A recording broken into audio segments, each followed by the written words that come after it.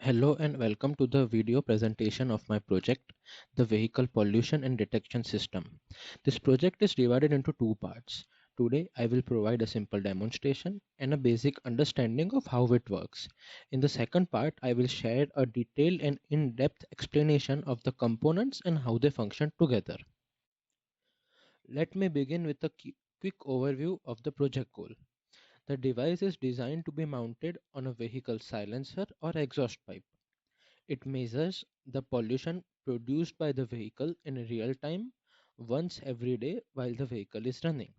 The main aim is to monitor the pollutants released and check if they meet the pollution under control or PUC standards.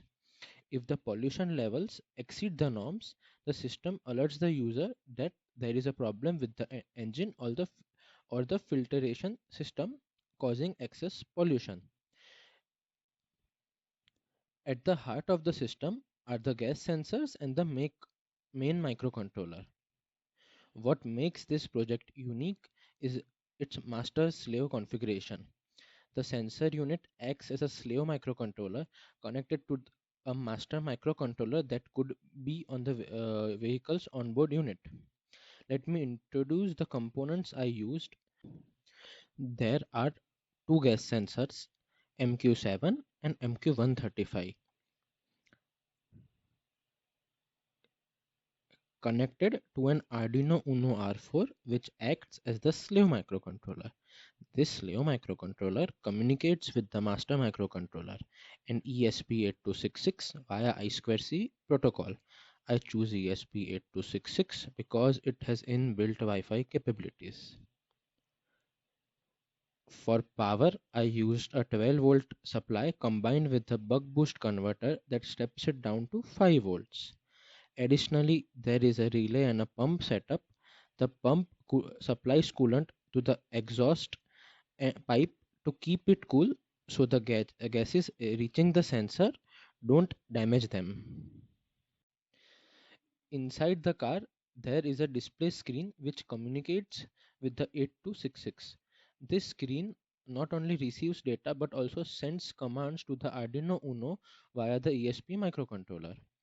On the screen, you see data from four pollutants being measured: carbon monoxide, CO, methane, CH4, toluene, and ammonia, NH4, all in parts per million.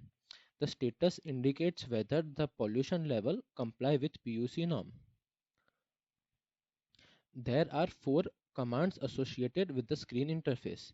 Command 1 takes a single reading. Command 2 averages 100 readings for better accuracy. Command 3 sends the reading to the master microcontroller, which determines if the pollution is within limits or not. Command 4 toggles the pump on or off, controlling the coolant in the exhaust pipe. Now I will demonstrate how the system works.